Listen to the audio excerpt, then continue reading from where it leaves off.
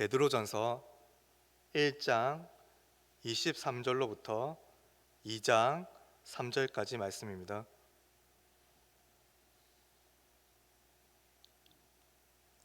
제가 읽어드리겠습니다.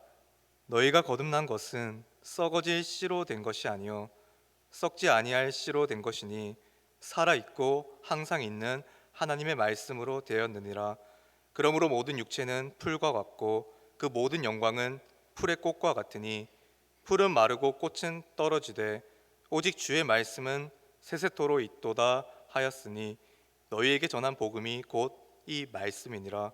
그러므로 모든 악독과 모든 기만과 외식과 시기와 모든 비방하는 말을 버리고 갓난 아기들 같이 순전하고 신령한 젖을 사모하라. 이는 그로 말미암아 너희로 구원에 이르도록 자라게 하려 함이라. 너희가 주의 인자하심을 맛보았으면 그리하라. 아멘. 하나님의 말씀은 썩지 않고 영원하며 항상 우리 가운데 있고 우리를 살아있게 만드는 말씀입니다. 과거, 현재, 미래 모든 시간 가운데 변함없이 항상 있는 생명의 말씀은 오늘도 우리 모두의 인생을 올바른 방향으로 이끌며 진리 안에서 자유하게 만듭니다. 오늘도 진리의 말씀을 잘 귀 기울여 듣고 잘 순종함으로 영혼을 깨끗하게 하며 하나님의 높고 깊고 넓은 사랑 안에 평안히 거하는 모든 푸른 초장교회 성도들 되기를 소원합니다. 말씀으로 들어가 보겠습니다. 1장 23절부터 25절까지 말씀은 제가 지난 설교 때 다루었던 말씀입니다.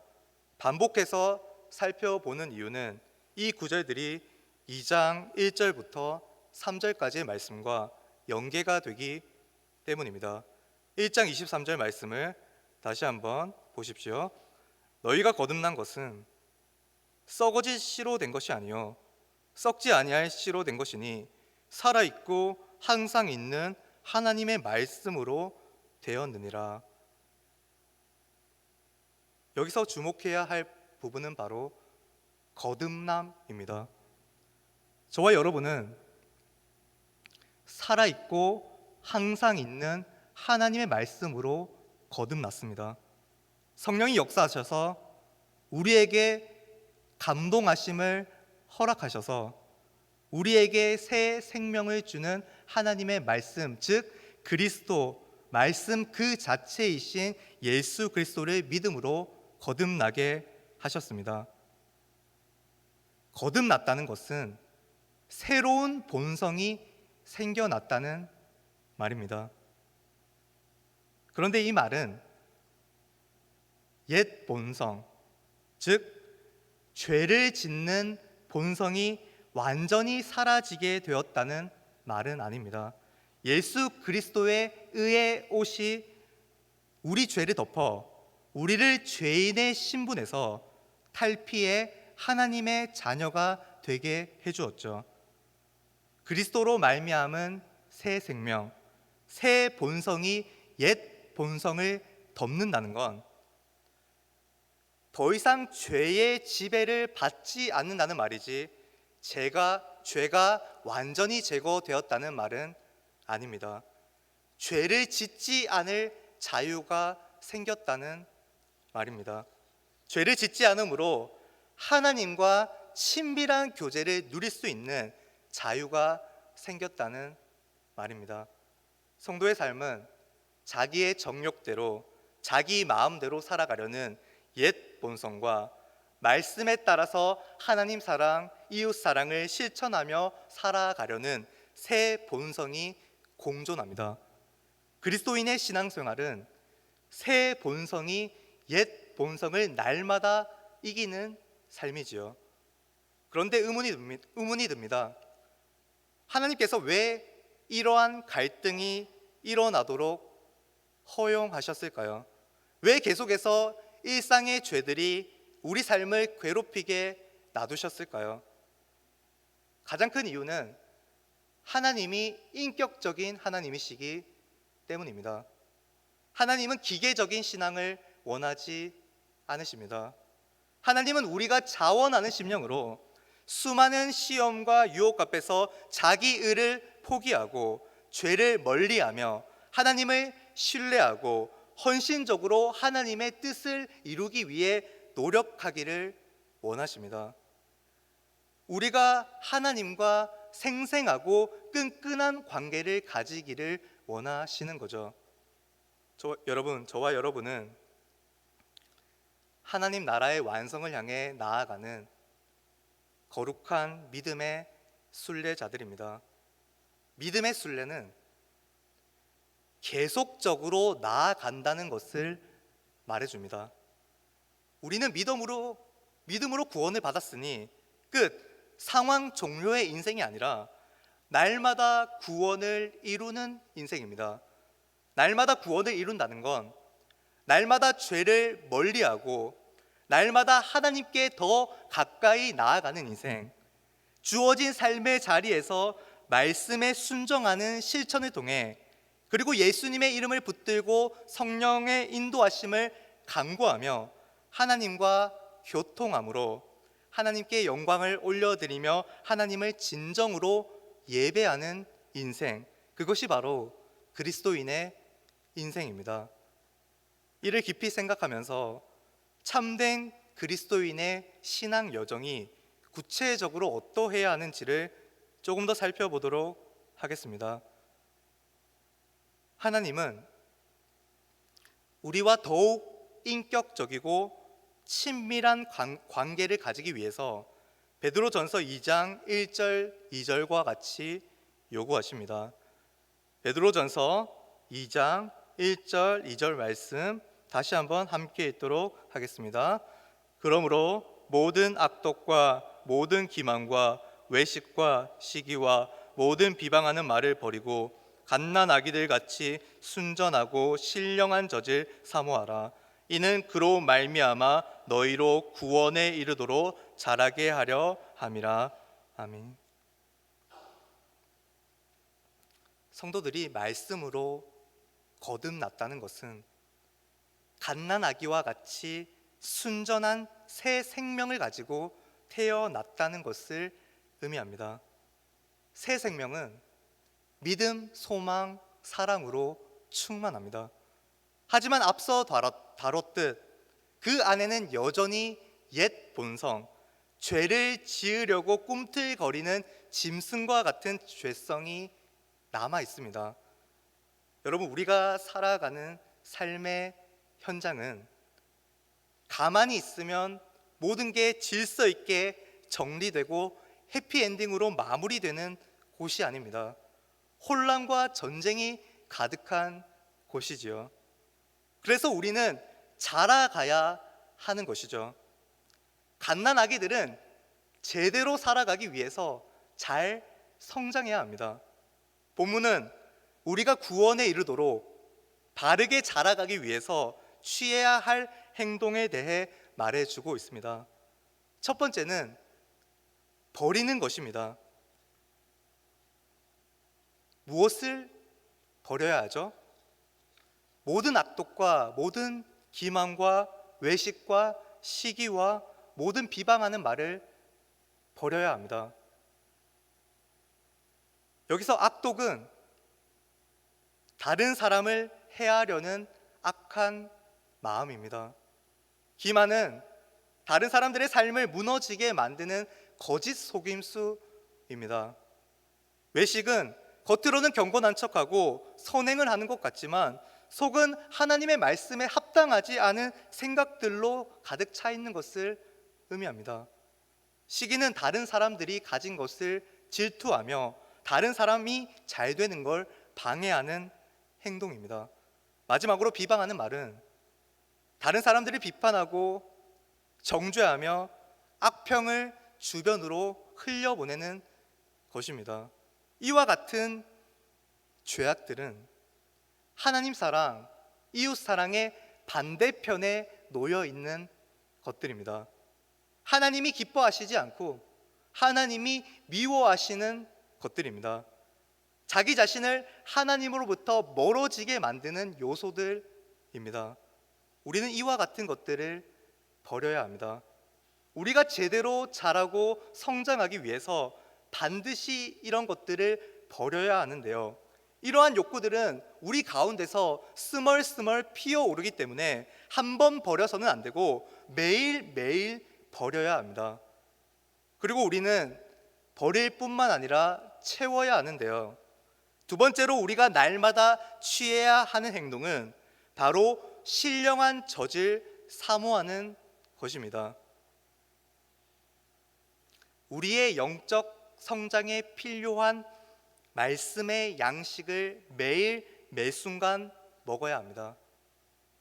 갓난아기가 본능적으로 엄마의 젖을 갈망하듯이 살아있고 항상 있는 하나님의 순전한 뜻이 담긴 말씀을 날마다 먹어야 합니다. 그렇게 되면 오늘 보면 2장 3절의 말씀처럼 주의 인자하심을 맛보게 됩니다. 하나님의 자비하심과 긍휼하심과 은혜를 맛본 자들은 하나님의 말씀이 꿀송이처럼 달다는 것을 알게 된 자들은 어떻게 되죠? 말씀에 대한 욕구가 더욱더 강렬해집니다. 또 맛보고 싶은 거죠. 그래서 계속 살아있음을 느끼게 해주는 신령한 말씀을 사모하게 되는 거죠. 여러분, 썩지 않는 영원한 말씀, 우리의 인생을 올바르게 작동하게 만드는 말씀을 사모하고 계십니까? 하나님의 말씀 가운데 담긴 하나님의 성품, 하나님의 인자하심을 맛보았습니까? 하나님의 인자하심을 맛보았다는 베드로의 표현은 시편 34절 8절에서 다윗이 고백했던 말을 인용한 것입니다. 시편 34편 8절 말씀 제가 읽어드리겠습니다. 너희는 여호와의 선하심을 맛보아 알지어다. 그에게 피하는 자는 복이 있도다. 아멘. 다윗은 여호와의 선하심을 맛보았습니다. 이 고백이 어떻게 나오게 되었죠? 당시 다윗의 상황은 사울 왕에게 쫓기는 상황이었습니다. 사울 왕은 자기보다 사람들에게 더 인정받는 다윗을 시기하고 질투했습니다.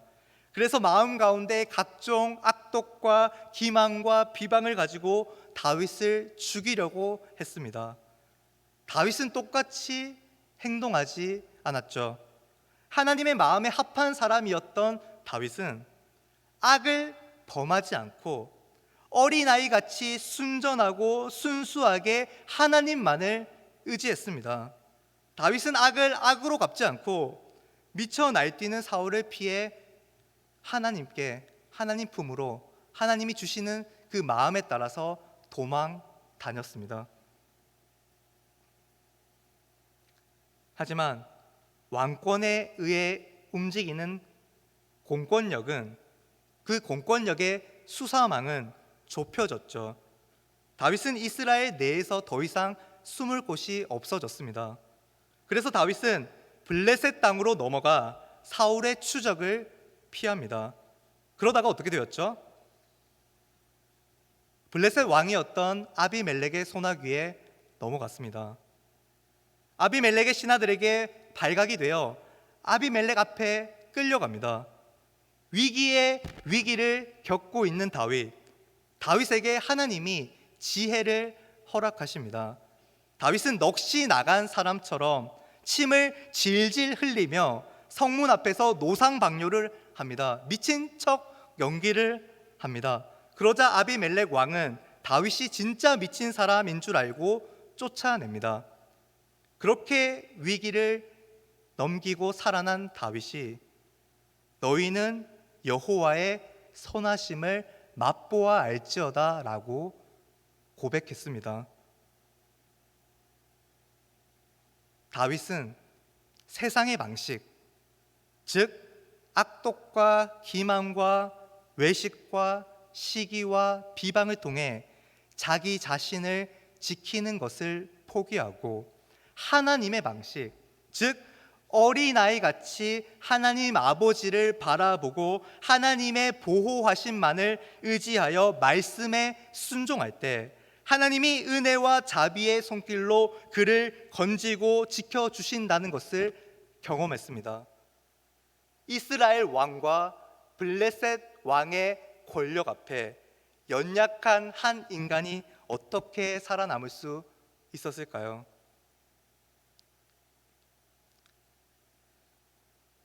세상의 권력 위에 있는, 세상의 모든 권력 위에 있는 하나님의 주권적인 손길, 즉 그분의 선하심이 주의 말씀을 사모하는 자에게 명확하게 나타났기에 가능했습니다. 여러분, 모든 죄악을 버리고 말씀을 먹는다는 것은 나 자신이 인생의 주인이 되어 삶을 스스로 개척하려는 마음을 내려놓고 하나님께서 나를 다스리고 나를 지키고 나를 책임져 주시도록 자신을 내어드리는 것입니다. 하나님이 우리 인생의 주인임을 인정하며 인생을 그분께 맡겨드림으로 언제나 선하신 하나님이 주도하시는 구원의 모든 여정을 잘 이루어 나가는 푸른초장 교회의 성도들 되기를 소망합니다. 말씀을 정리하겠습니다. 베드로는 이 베드로전서 1장에서 고난에 처한 성도들의 현실을 숨기지 않고 다 드러냈습니다. 우리네 현실에는 여러 가지 고난이 다가옵니다. 고난은 우리를 피폐하게 만들기도 하고 죽기까지 힘든 상황을 마주하게 하기도 합니다. 하지만 이 고난에는 하나님의 손길과 하나님의 선하심이 있습니다. 하나님께서 우리의 구원을 보호하고 계십니다. 그런데 우리를 지켜 보호하시는 하나님의 임재를 경험하기 위해서는 날마다 말씀을 먹고 자라나야 합니다. 참 생명과 영생은, 하나님과의 영원한 교제는 오직 하나님의 말씀에 의해서만 작동되고 보호되어집니다. 오늘도 살아있는 진리의 말씀이 그리스도가 머리 되시는 교회를 통해 우리의 영적인 양식으로 공급되고 있습니다. 오늘도 하나님의 지혜를 말씀 가운데 구하고 성령의 감화, 인도하심을 구하며 무엇을 버리고 무엇을 취할지 확실하게 믿음 안에서 선택하고 실행하는 푸른초장 교회의 모든 참된 성도들 되기를 간절히 소망합니다.